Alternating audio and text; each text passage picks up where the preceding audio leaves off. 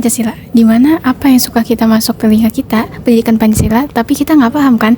Nah, di sini kita akan ngebahas tentang pendidikan Pancasila mulai dari maknanya, kenapa dia bisa jadi kebutuhan kita, kenapa bisa ada dalam undang-undang juga, dan kenapa memiliki penting-penting dalam nilai nasionalisme.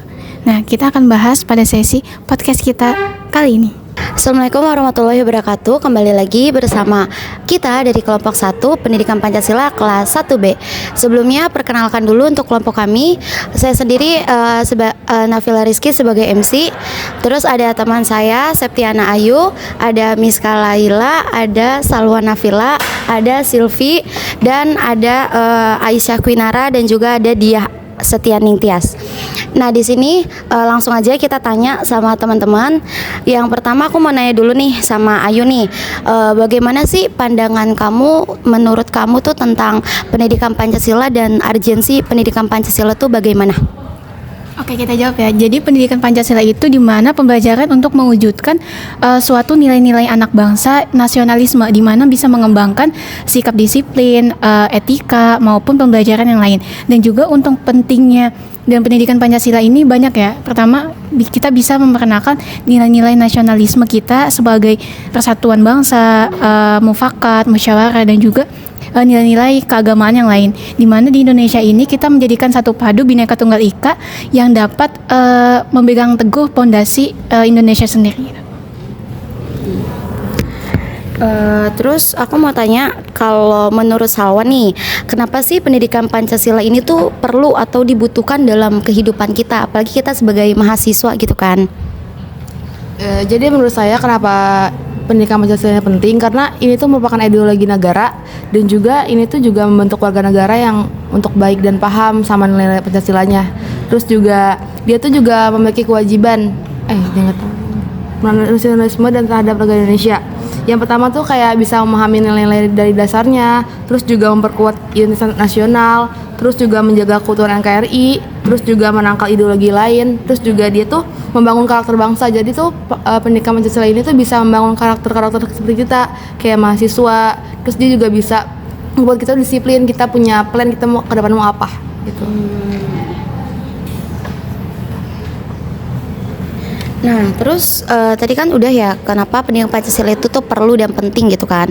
Nah, sekarang aku mau nanya nih, itu tuh hal apa yang ngejadiin tantangan, apalagi kan sekarang kan di era modern ini kan banyak sekali gitu kan.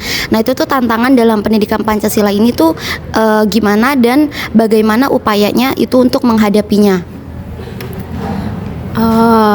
Menurut aku tantangan Pancasila di masa sekarang tuh banyak banget dan sangat-sangat beragam jenisnya gitu.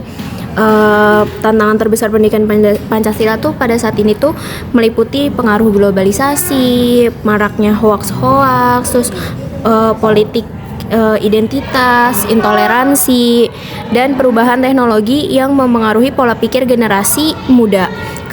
Karena itu pendidikan Pancasila harus terus diperbarui agar tetap relevan dan efektif dalam membentuk karakter bangsa.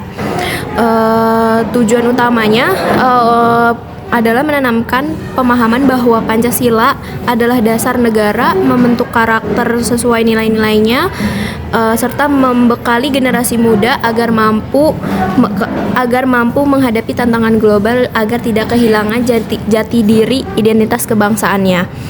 Implementasi nilai Pancasila dilakukan melalui kurikulum pendidikan, praktik sosial seperti gotong royong dan toleransi, serta kebijakan negara yang menegakkan demokrasi dan HAM.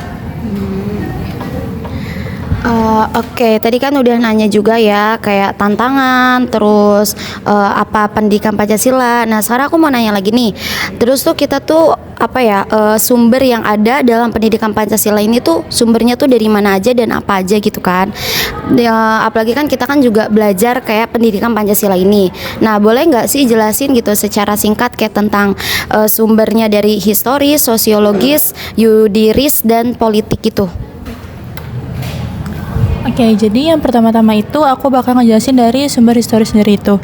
Jadi dari sumber historis itu mengajarkan bahwa bangsa yang besar itu adalah bangsa yang mengetahui sejarahnya. Sesuai dengan perkataan Soekarno, yaitu jas merah, yang artinya jangan sekali-sekali meninggalkan sejarah.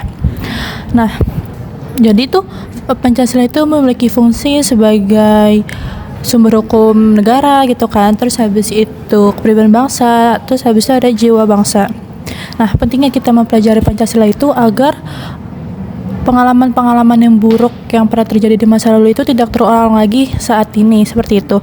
Lalu selanjutnya ada sumber sosiologi. Jadi sumber sosiologi itu merupakan ilmu yang mempelajari kehidupan antar manusia. Dalamnya itu mengkaji antara lain sebagai latar belakang, susunan, dan pola kehidupan sosial dari berbagai golongan dan kelompok masyarakat. Nah, nilai-nilai Pancasila ini tuh digali dari bumi pertiwi Indonesia. Yang dengan kata lain bahwa nilai Pancasila ini berasal dari kehidupan sosiologi Indonesia. Nah, selanjutnya itu ada dari sumber yuridis pendidikan Pancasila. Jadi Indonesia itu kan sebuah negara hukum ya. Nah, salah satu cirinya itu adalah yang bernuansa sinonim, yaitu pemerintah berdasarkan hukum. Lalu ada pendekatan yuridis adalah salah satu pendekatan utama dalam pengembangan materi pada mata kuliah pendidikan Pancasila. Nah, pentingnya pendekatan ini adalah untuk menegakkan undang-undang yang menjadi salah satu kewajiban negara yang penting. Lalu ada dari sumber politik sendiri itu sendiri. Sumber politik ini menjadi salah satu pengayaan materi pendidikan Pancasila yang berasal dari fenomena kehidupan politik bangsa. Nah, tujuannya itu adalah memformulasikan saran dan upaya mewujudkan pendidikan politik yang ideal sesuai nilai Pancasila. Nah, jadi kesimpulan dari materi ini itu, jadi oleh karena itu pendidikan Pancasila itu harus terus diperkuat agar dapat melahirkan generasi yang tidak hanya pintar tetapi juga berjiwa Pancasila sejati. Dan pendidikan Pancasila juga harus dijadikan sebagai fondasi dalam berkehidupan, berbangsa dan bernegara. Oke teman-teman, itu bincang-bincang podcast kita di kali ini. Sekian dan terima kasih. Wassalamualaikum warahmatullahi wabarakatuh.